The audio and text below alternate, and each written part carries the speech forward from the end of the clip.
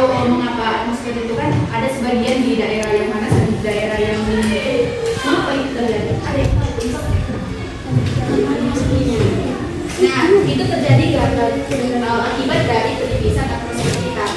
Jadi, pengaruh yang sangat berpengaruh dari penipisan dari kaca. Jadi, efek rumah kaca itu adalah penangkapan gas-gas yang ditangkap oleh bumi kita dan juga penipisan tersebut terjadi. Nah, itulah yang menyebabkan mengapa atmosfer tersebut ataupun udara yang ada di bumi kita ini semakin memanas. Nah, jadi jika atmosfer kita ini mengalami penipisan, ada dampaknya. Yang pertama itu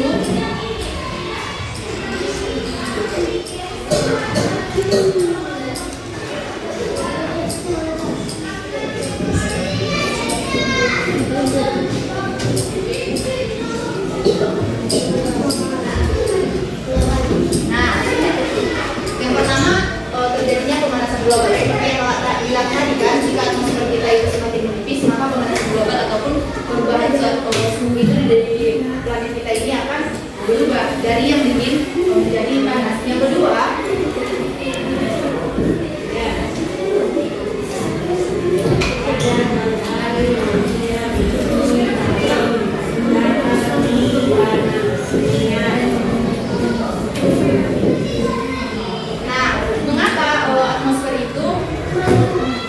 menyebabkan penyebaran penyakit karena seperti yang pertama itu kan pemanasan global.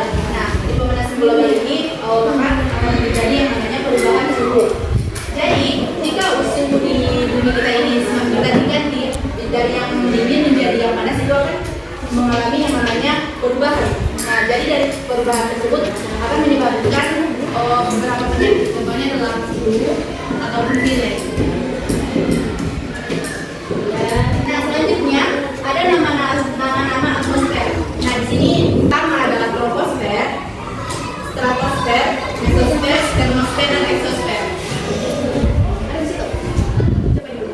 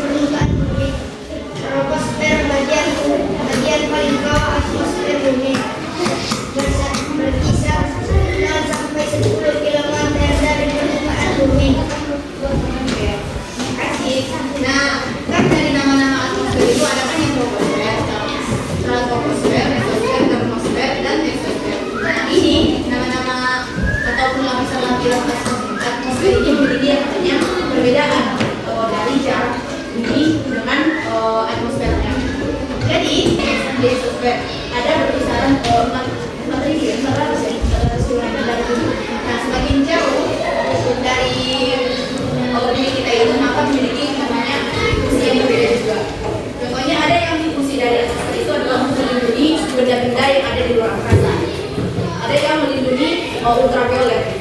Ada yang menjadi tempat terbentuknya hujan gitu. Ini ada kakak membawa contoh.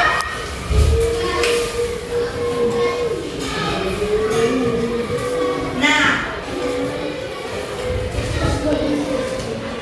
ini adalah contoh dari yang kakak sebutkan tadi, efek rumah kaca. Nah, ini kan matahari. Nah, ini adalah penumpukan gas-gas atau karbon dioksida. Karbon dioksida itu sangat dekat dengan kita. Contohnya adalah saat kita mengeluarkan karbon, kan kita menghirup oksigen. Nah, yang kita keluarkan itu namanya karbon dioksida, ya kan?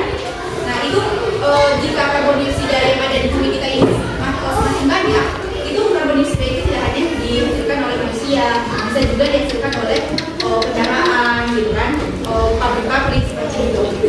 Nah, jika karbon dioksida yang ada di bumi kita ini banyak, maka akan ditangkap oleh atmosfer itu. Nah, jadi atmosfer itu akan semakin menipis kalau tidak dari atau banyaknya gas-gas yang ditangkap oleh atmosfer tersebut. Yang kedua, ada cara untuk melindungi atmosfer kita. Salah satunya adalah reboisasi. Nah, di sini ada yang tahu apa yang dimaksud dengan reboisasi? Apa deh? Ada yang tahu apa yang dimaksud dengan reboisasi? Seperti di gambar. Ada yang tahu ya? Apa deh? Nah, menanam tanaman. Nah, jadi reboisasi itu melakukan penanaman kembali. Contohnya kan ada lahan-lahan yang gundul gitu kan. Nah, itu bisa dilakukan reboisasi untuk melindungi atmosfer kita. Karena jika kita ingin mendapatkan bumi yang sehat gitu kan, bumi yang sehat, bumi yang adem gitu, kita harus melakukan hal-hal baik kepada bumi kita. Contohnya dengan reboisasi. Mengapa orang bilang reboisasi ini bisa melindungi atmosfer? Karena seperti yang sudah kita pelajari kan, atmosfer itu merupakan suatu pelindung untuk bumi kita, baik itu dari ultraviolet ataupun sinar matahari, begitu juga dengan benda-benda luar angkasa. Jadi jika kita melakukan reboisasi ataupun penanaman kembali, maka oksigen yang dihasilkan dari pepohonan tersebut bisa mencukupi yang namanya kebutuhan oksigen yang diperlukan manusia ataupun makhluk hidup yang lainnya. Ya.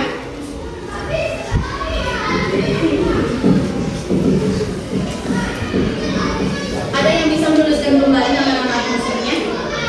Nama-nama lapisan atmosfer. Jadi ada berpress tadi ya.